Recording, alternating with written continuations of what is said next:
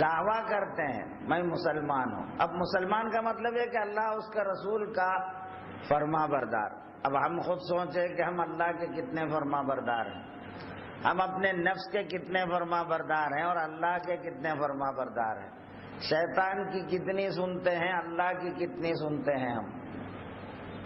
اللہ اس کے رسول کی اہمیت ہمارے اندر کتنی ہے، ہماری اپنی خواہشوں کی اہمیت ہمارے اندر کتنی ہے. جب ہم اس کا جائزہ لیں گے تو ہم اپنے آپ کو بالکل صفر زیرو پائیں گے، اور ہم خود اندازہ کر سکتے ہیں جب ہمارا یہ حال ہے کہ اللہ کی اہمیت ہمارے پاس اتنی نہیں ہے جتنی مخلوق کی ہے. ہم کو ڈر لگا رہتا لوگ دیکھیں تو کیا بولیں گے، لوگ کیا سوچیں گے میرے بارے میں، لوگ کیا بولیں گے. یعنی جتنی اہمیت اس کی ہے، ہم اپنے کاموں میں امور میں لوگوں کو جتنا اہمیت دیتے ہیں، اللہ کو ہم اہمیت نہیں دیتے. ہم کبھی یہ نہیں سوچتے اللہ راضی ہوگا کہ نہیں ہوگا، کہیں اللہ تو ناراض نہیں ہوگا. اللہ ناراض ہوتا ہے فلاں کام سے بولے تو اس سے ڈرنا، اس سے بچنے کے لیے ہمارے پاس اس کی اہمیت نہیں ہے کوئی خاص. جبکہ لوگوں کی اہمیت ہمارے پاس بہت زیادہ ہے کبھی تو، اور کبھی تو خود ہمارے اپنی خواہش کی اہمیت ہمارے اندر زیادہ ہے. بنیادی وجہ یہ ہے کہ اللہ تعالیٰ کو ہم صحیح معنی میں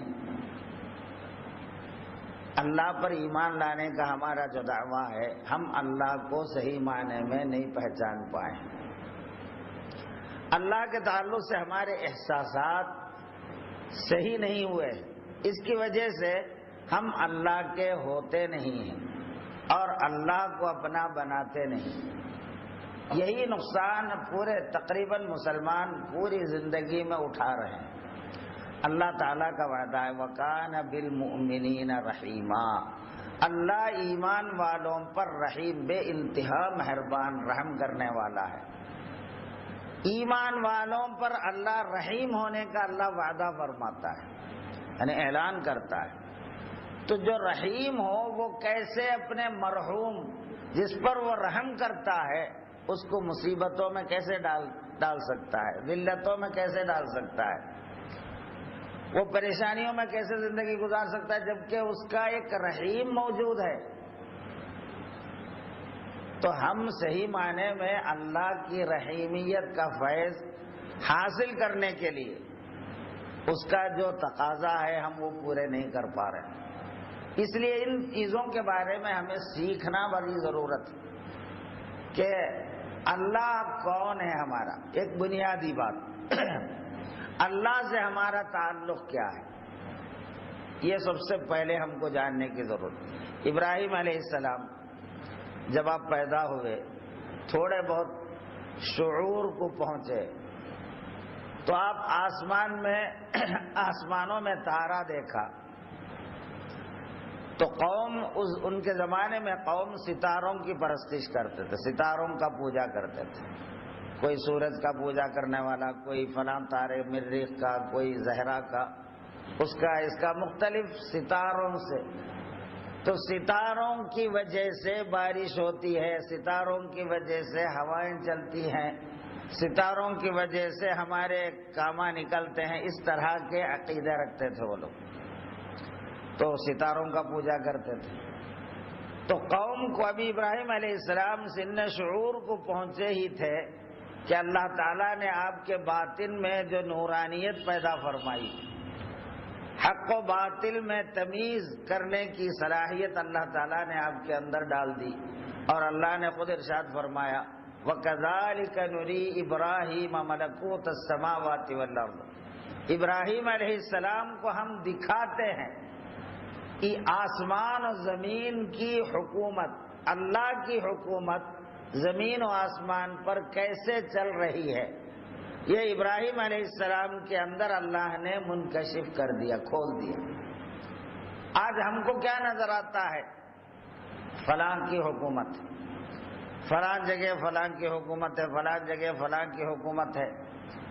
اب مسلمان ہونے کے ناطے ہم سب یہ اقرار کرتے ہیں کہ پوری کائنات میں اللہ کی حکومت ہے، لیکن ہم کو اللہ کی حکومت کہیں نظر بھی آتی ہے کیا؟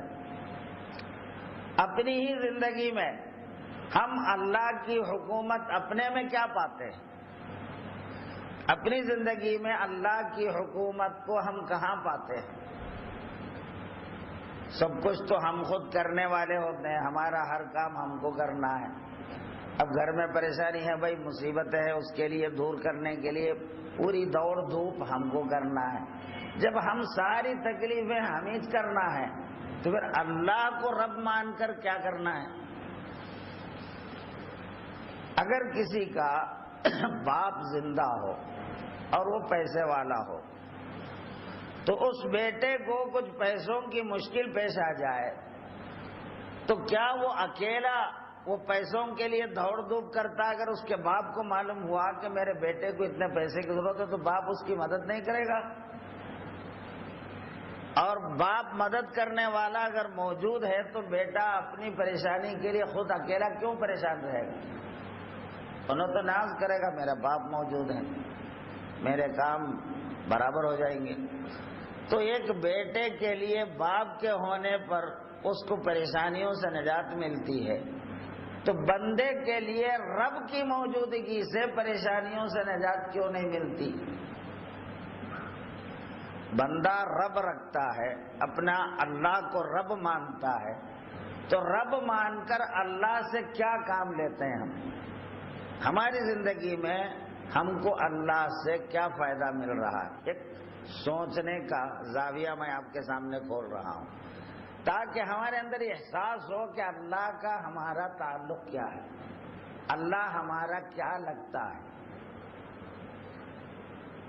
ہم صرف اللہ رب ہے، اللہ خالق ہے، اللہ معبود ہے، اللہ کے حکم سے سب چلتا ہے، اللہ کے حکم سے پوری دنیا چلتی ہے، بس یوں ایک سرسری طور پر اللہ کو سمجھے ہوئے ہیں۔